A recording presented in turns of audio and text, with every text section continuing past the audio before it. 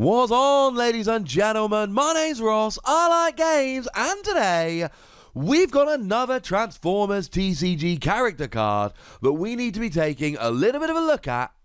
It's Captain Jetfire. I know, right? Jetfire's back. Jetfire is, of course, one of my favourite characters from way back in Wave 1, actually. The Jetfire from Wave 1 was awesome because it had that beautiful skill whereby when you flipped it into bot mode, you got to attach an armour or utility from a scrap pile onto it. And of course, I would loved using that with Force Field to essentially just get Force Field back over and over again. Talking about that was one of my most popular videos that I've done about the Transformers TCG. So now we've got a new Captain Jetfire, and the question is it any good? And the answer is, it gosh darned well better be. It is a 16-star character. As we go through the game, Transformers seems to like doing more and more of these big characters. But when you think like Omega Supreme was a Titan-sized promo and came in at 19 characters, this is 16.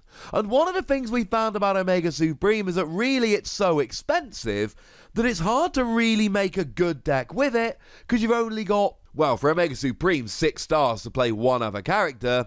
Here we've got 9 stars, so I suppose you could play a free wide if you start rocking around with Micromasters, but that is, shall we say, probably not going to happen.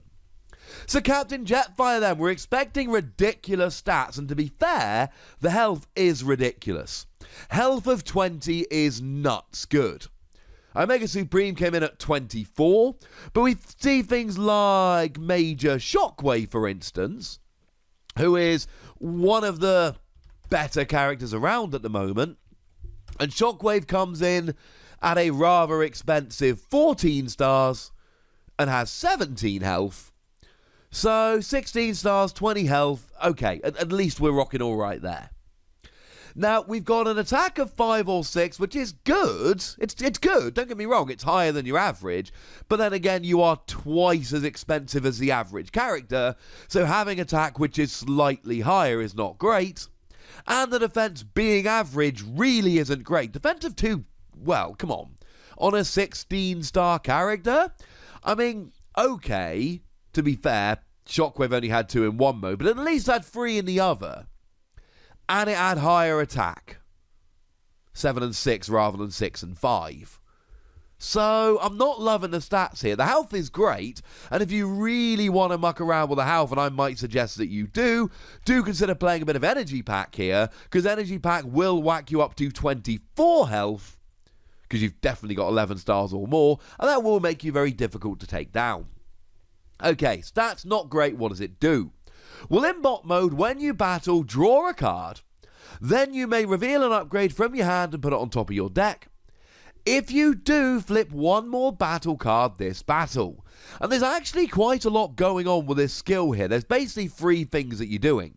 Number 1, draw a card.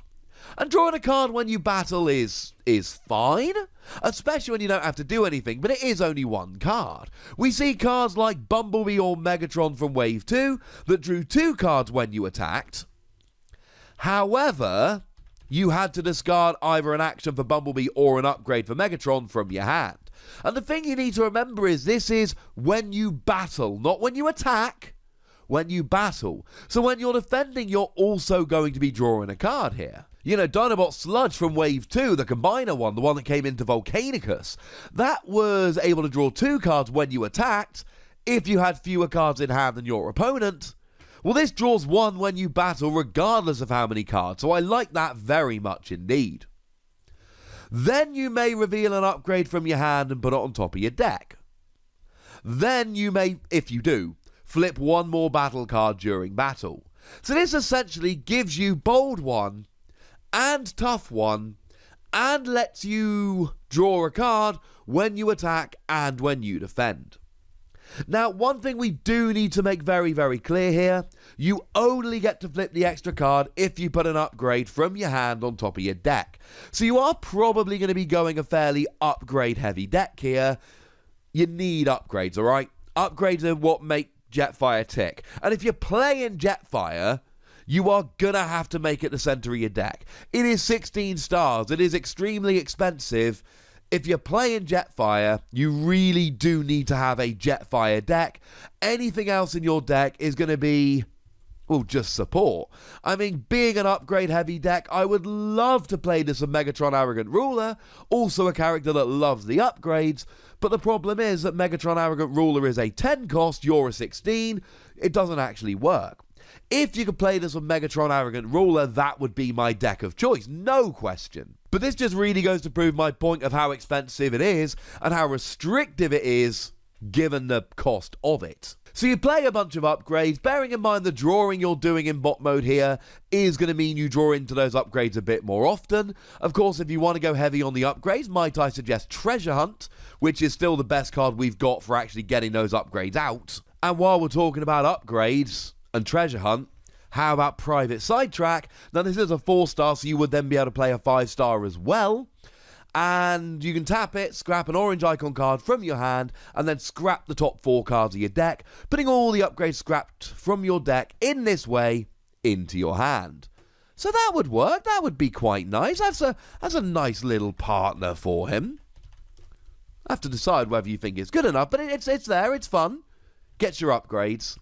And you are relying on the upgrades, like I keep saying. If you've got a constant stream of upgrades in your hand, you constantly got Bold 1 and Tough 1, which does incidentally make the stats look better. And then the other thing you need to remember here is that you're not just getting Bold 1 or Tough 1, but you are actually putting a card down right before you battle. And this is where we need to go back to Wave 1, because we had Handheld Blaster.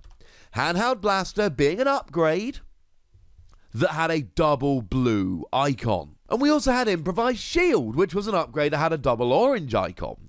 So what you can do here is hopefully you end up drawing into those upgrades using Treasure Hunt, using Sidetrack, whatever. And then not only are you drawing a card, not only are you flipping an extra card when you battle, but you are guaranteeing a double orange or a double blue at the same time. And this is really how you make the most use of Jetfire. Cheating in the double icons to guarantee that you flip them.